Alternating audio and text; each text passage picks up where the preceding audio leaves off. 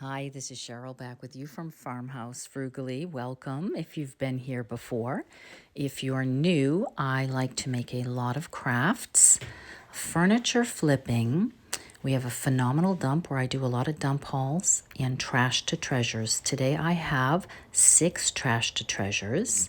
Number 1 is this beautiful plaster frame that I got in last week's dump haul. It was a dingy color and it was chipped in a few places, but other than that, it was quite lovely, and you don't find these every day. So I did decide to take some of the paper clay and just kind of push it down into the edges where there were some seams and a few chips and missing pieces, just not to try to make it look exactly like that, because that would definitely take a lot more time and talent than I possess. But I did just want to, fix it up a little bit. So I did that, let it dry. And then I took that latex paint that I love, my wall color, which is muslin wrap. And I knew I wanted to dark wax over this and really make it look very antique, but I thought it needed just a fresh look, something just a little cleaner, the wall color that I really like. And so I did go ahead and give this one coat. Now, if I were using chalk paint, I'm sure that this would have taken at least 2 coats, but the latex paint does seem to cover pretty well. Now, in these grooves, you do kind of have to swirl your brush in order to get down into all the grooves. Just painting over the surface wasn't sufficient. So if you do get a plaster frame, it's good to just kind of swirl it around. Then I let this dry fully, and then once that was dry fully, the next day I pulled out the antiquing wax and began to give that a good coat and then wipe it back. I lost most of the footage for some reason for that. And then I just took a picture of myself with 3 of my 7 siblings. Try to guess which one is me. And I propped it in the back. I think at some point I might actually hang that, but for now I just wanted to put something in it to show you. And then number 2, a couple months ago at the dump, I had gotten a few Christmassy signs. And so this one was a pretty good size. I just went ahead, washed that well, and then gave that 2 coats of the white, linen white chalk paint by Rust-Oleum. And then once that was fully dry, I pulled out my IOD transfer. I had already used one of these lavender wreaths a couple weeks ago, and I decided that I wanted to use this larger wreath and to transfer that right on to this square, and it fit perfectly. Now this, because I had waited an overnight to do this, came out so easy. For me personally, I just find that I need to wait after I use chalk paint at least 24 hours. Other people may not need to, or you can, use a polyacrylic or spray. But I just decided to wait and let that good and dry. And then I went ahead and just burnished that a little bit with the plastic that it came with, just to make sure that it's going to stick good. And then I took my IOD stamp from the farm animals and a sepia brownish colored ink, because the wreath had more browns than black. And I just went ahead and pressed that into the center of the lavender wreath. If you hold it down with one hand and kind of push it with the other hand, that works well so it won't shift.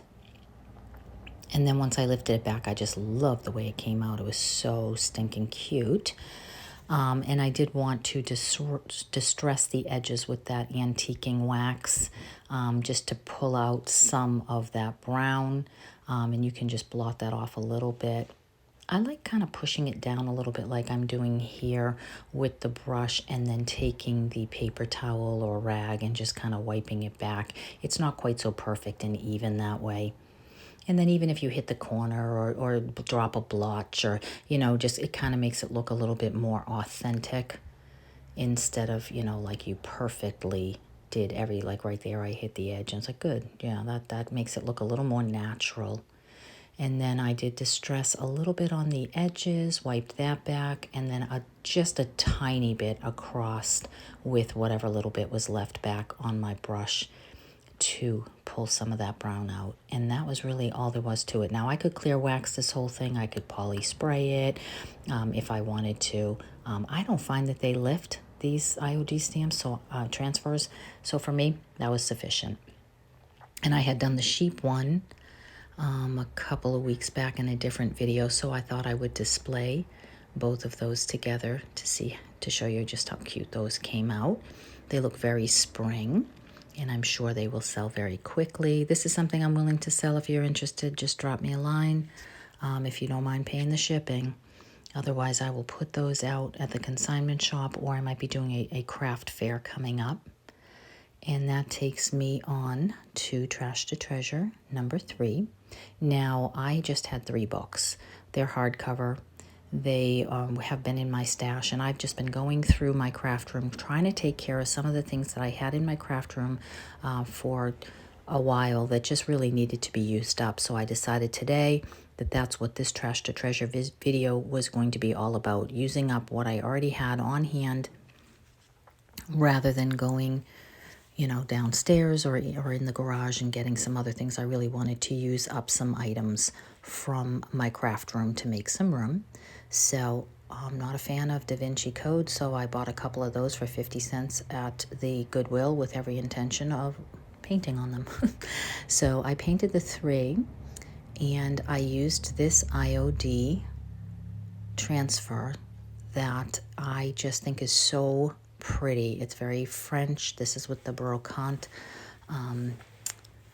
IOD. And this one, because the book has a texture to it, lifted off so easily. This took, I think, a minute and a half to transfer this whole thing. Very quick and easy.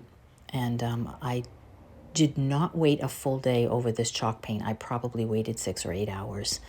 So that was sufficient because it was such a nice texture. The words you have to be a little bit more careful with, making sure that you get all of that to stick down, but that's usually all there is to it. Quick little burnish. And I really wanted to embellish this book set. I had several really good ideas, and it really just came together. Really, it is my favorite. It came together so well. This is another IOD transfer that I had left over. I had used most of the rest of this on other projects, and I was just waiting for the perfect moment to use something more in the brown, black, and white kind of. It's a little bit sepia, black and white, both of these, and I felt like they really went well together, even though one is a botanical and the other is more of a French style. I did not paint the backs of these books because I am going to glue these books together. Technically, I probably should have left the other one unpainted as well, but they seem to glue together pretty easily. So I started with the middle because I wanted to make sure that I could line up both sides perfectly, and then just use the tool that comes with the transfer. And I just went over the edge with this and let it wrap right around a little bit so that would kind of be a little bit almost on the front of the book as well.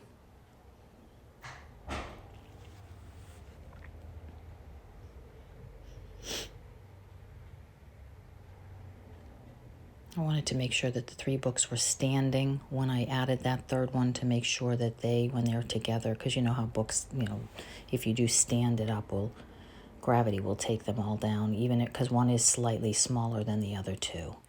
And again, I wanted to go ahead with the dark wax and give that, since there is a tad brown in this transfer, to just pull that together. I wanted to make this look very vintagey and antique-y.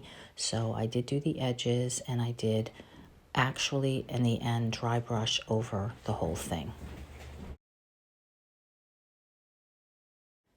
And then I went ahead and just took my hot glue gun And you could also use E6000 or any other kind of glue here, but I had the hot glue gun out and it was warm, and that's sufficient for what I was going to use it for, since I also wanted to put it together with some ribbon. And I just went ahead and glued them and made sure that they lined up perfectly with the transfer, and then took some of that lace ribbon from the dollar store. I tried twine, didn't love the look of it for what the look that I was going for, and so I like this creamy colored lace. In fact, if I could find some more, I would buy quite a bit of it. I was just in the dollar store and they are all out, so hopefully I will be able to get some more. And then my husband, being in the clock repair business, comes across some really awesome pieces and occasionally gives me some items. And this has a brass ring with a glass front that I thought worked perfect. I don't know if it went to a watch or what it was, but I loved it. And then in my stash of things, I found a few other items, a little like safety pin with some other brass looking items, and then some brass rings that I basically just tied to either end of the ribbon to just give this a very vintage look. I thought it went really nicely with the IOD transfer, and I just really, really loved the way that this came out. I cut off the ends of the ribbon, and then I did glue down some of that just so that it would be exactly where I wanted it in place. And then when I was done with that, just displayed it, and absolutely love, love, love, love the way it looks. I love it in the mirror, so you can see the transfer on the binding of the books. I love how all the color tones matched, and I just really think that this came out very vintage and really beautiful.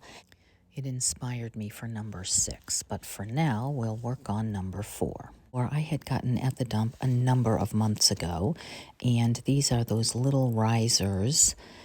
You can hang them on the wall and put something on them, or you can prop them upside down. You can use them as bookends. You can get creative with these little risers. And I decided, since I had done a number of white ones in the past, that I would do these in a charcoal chalk paint. One, because I knew that it would cover the mahogany colored stain without bleeding through, and also because I already had done a couple of white ones. So I did go ahead and just give that one full coat of this, I think it is Rust-Oleum chalk paint. Once I got the second one painted and let those dry, I did go ahead and take the last, I finally picked up some more of this, but I got the white wax and my wax brush, and I like the way this white wax looks on this charcoal chalk paint. It really just picks up just the edges. This has a lot of nice little detailed edges on it, so I like to just kind of firmly against the flat spaces and leave the wax in the crevice. And what a difference you can see between the two of them, what a difference that is. It makes the paint nice and soft, but it also just gives it that sort of antique look and just really pops. So I really like the way that that ended up coming out. You can come back and buff that out a little more later. I'm just giving you a look between the two. And then when those are both finished, I decided to use them a couple of different ways. You'll remember this white one that I have on my hutch. I have my teapot on, and then on the other side I have a little creamer and a plant on. I really like them. And I have this one in my craft room, a little bit of a different size. And then I put these on the hutch upside down just to see what it would look like. And then I have this black candlestick that kind of matches that feel, but I really liked it as bookends. So I thought that was really a cute look for these on their side. And that takes me on to project number 5. Now, this was not technically trash. I had picked up these Firkin boxes many, many years ago when I had a primitive country shop. And I had wanted to make them look less primitive country, more farmhouse, to match the decor in my craft room. You'll notice I am very rarely working in my craft room. I am almost always in my dining room because the light is better. It's easier for filming. And quite frankly, my craft room gets very messy. So a lot of times it's just much cleaner here in the dining room. However, what I did was I had taken some old newspaper that I had quite some time ago, some decoupage, and I just ripped the newspaper into pieces, and then I just laid a little bit here and there over that firkin to get that look that I was going for. And, then I lightly went over the top of the newspaper with some more of the Mod Podge to get that good and firmly on there. And I know if you're really into primitive country, you're probably going, are you crazy right now for covering these? But I had them for 15 years. So it's, for me, I could have painted them, but I just wanted to do something different. The curtains in my craft room are newsprint, and so I just really like the look of this together. So here I am doing the top of that, and then once those are completely dry, I find with the Mod Podge, if you let it dry, if you use a thin layer and you let it dry good, it's not tacky, and you can actually put it together, put the cover back on the top of it here. And now what I wanted to do is take a piece of drop cloth and just cut a small piece of this and tear it so I could get the frayed edges. And then I just used a Sharpie. It's almost like a paint pen marker. It has a thin tip, almost like a paintbrush on this marker. I just really like it. And so once I got that frayed, got it to be the size that I was looking for, I took that Sharpie marker and I just wrote whatever words I wanted on each one of these firkins. Now I have 5 different sizes of these, so I'm obviously only going to show you one because it is the same process for each. And so in this one, I am going to keep some wooden beads. So I'm just writing the word beads on the drop cloth, and it works really well. This little paint marker pen works really well on that. Then I just took the hot glue and just glued it right on the front. And once I completed that step for all of the different sized boxes, I stacked them together and filled them with different items here in my craft room. And I just absolutely love that look, and I especially like the way that this newsprint now pulls together the look in the craft room to go with those curtains that I had made when I first moved here in this home. And now that takes me on to my Trash to Treasure number 6. Now this little metal bucket I had from times past and did not really like it, so I took some white Rust-Oleum chalk paint and went over the whole thing to make this item go with the book stack that I did earlier. Sometimes it's nice when you display something in your home to have a couple of different items that are similar in color or style, especially if it is not something you have in your home already. This is a style, as much as I like it, that I really do not have currently in my home, so that I could display it even if just for this video. I did go ahead and give this entire bucket 2 coats of that chalk paint, and then I let the entire thing dry. Once that was fully dry, I pulled out another one of those very similar IOD transfers because I really liked the raised bumps on the front of it. I wasn't quite sure how the transfer would work, but I felt already as I was just pushing down with my thumb that it was already starting to pull the transfer right off, which was awesome because I didn't know if it would work at all. And then again, a little more cautious about the words here, but I could tell that it was going to adhere very well, either because it's metal or because it was bumpy. I really don't know. I did take the little plastic, burnish that just a little bit down, and then decided here to go very light on the antiquing wax, similar to the book stack, to go ahead and just take that brown wax around the top and bottom edges and on the handles of this piece, and then only across the middle of the bucket that had those really nice vintage shapes on them, and then went a little bit over the transfer itself to make that a little bit more vintage as well. I added the same color ribbon and a vintage key to the edge of the bucket to make it look a little bit more like that book stack. And then I found a couple of finials and things and then changed my mind on that. I decided to keep the spindles. I really liked them in there, and added some green moss balls. And I love the way that this combination looks together, especially in this vignette with some of the other items that I have displayed here. You'll have to let me know what you think and what was your favorite in today's video. Please hit like and subscribe, and I would love it if you would share it with a friend. I'll see you in the next one. Thanks for stopping by. Take care.